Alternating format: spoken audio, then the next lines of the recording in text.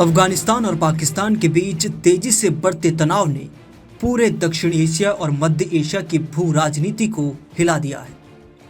वर्षों से खींचती आ रही तल्खियों के बीच पहली बार तालिबान सरकार की ओर से आधिकारिक रूप से ऐसा बड़ा और सीधा आरोप लगाया गया है, जिसने हालात को और गंभीर बना दिया।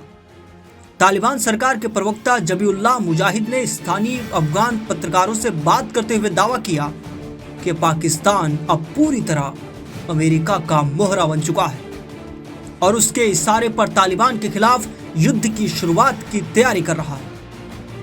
मुजाहिद ने साफ कहा कि पाकिस्तान की सेना और सरकार की मौजूदा कार्रवाइयां किसी सामान्य सीमा सुरक्षा नीति का हिस्सा नहीं है, बल्कि अमेरिका द्वारा दिए गए रणनीतिक निर्देशों का परिणाम है, जिनका उद्देश्य अफगानिस्तान में दोबारा सैन्य दबदबा स्थापित करना है।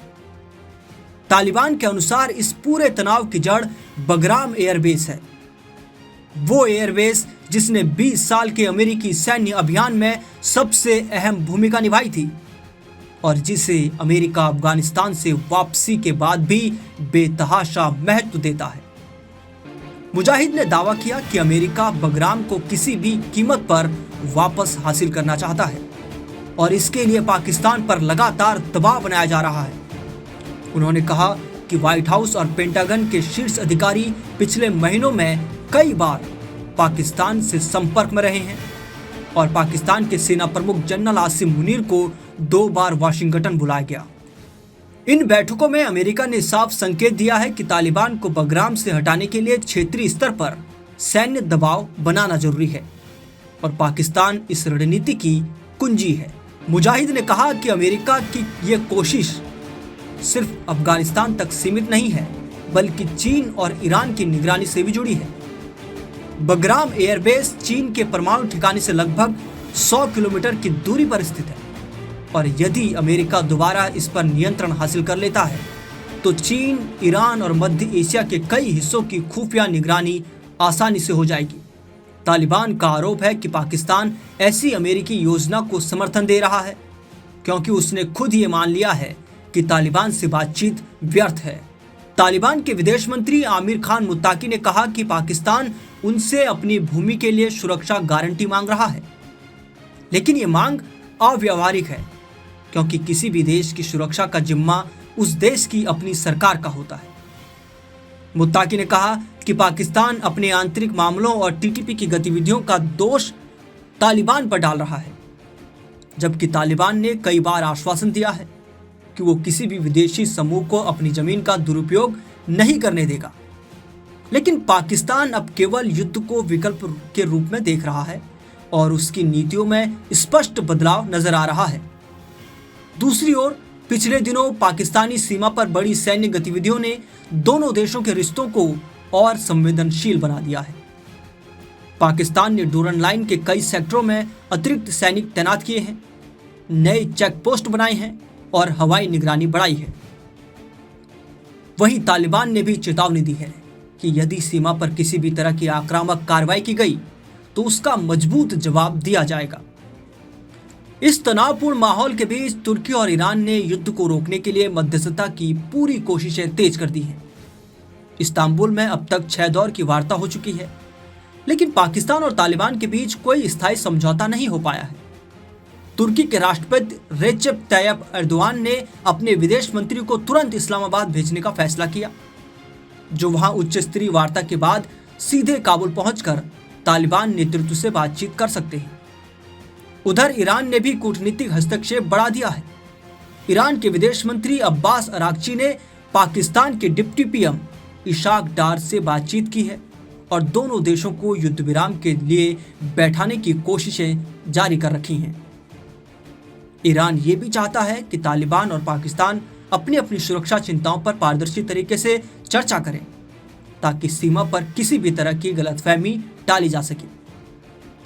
इसके बावजूद विशेषज्ञ मानते हैं कि जमीन पर हालात बेहद संवेदनशील हैं। सीमावर्ती इलाकों में खुफिया गतिविधियां बढ़ी हैं, ड्रोन मूवमेंट में तेजी आई है और दोनों पक्षों के सैन्य अधिकारियों ने अपने अपने जवानों को अलर्ट मोड पर रहने के निर्देश दिए हैं। इस पूरे मामले पर चीन की भी नजर टिकी है। क्योंकि बगराम एयरबेस उसके लिए सीधी रणनीतिक चुनौती बन सकता है। वहीं रूस और केंद्रीय एशियाई देश क्षेत्रीय स्थिरता को लेकर चिंतित हैं, क्योंकि अफगानिस्तान में किसी भी सैन्य संघर्ष का असर पूरे इलाके में फैल सकता है। कुल मिलाकर स्थिति बेहद गंभीर मोड़ पर पहुंच चुकी है। तालिबान अपनी संप्रभुता पर किसी भी हस्तक्षेप को बर्दाश्त नहीं करना चाहता, जबकि पाकिस्तान लगातार अमेरिका के साथ समन्वय बढ़ा रहा है। तुर्की और ईरान की कोशिशें जारी हैं, लेकिन अभी तक कोई स्पष्ट समाधान नजर नहीं आ रहा।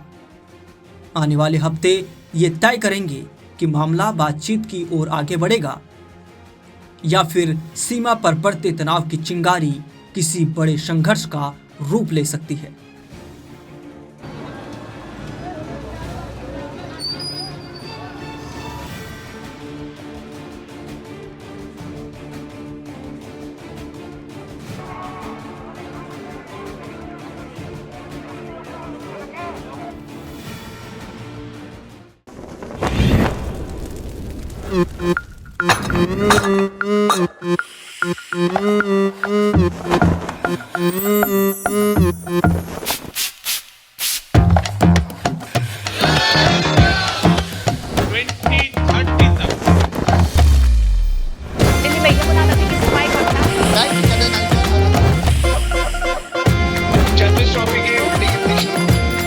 ये कड़क है।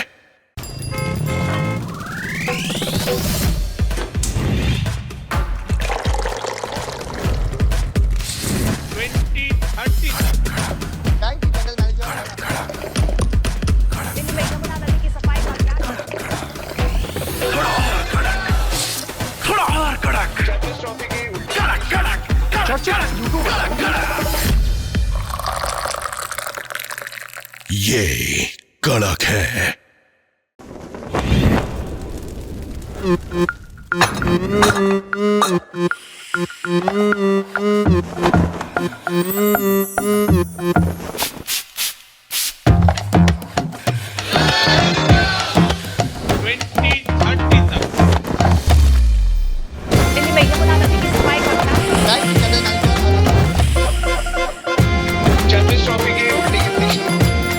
ये कड़क है।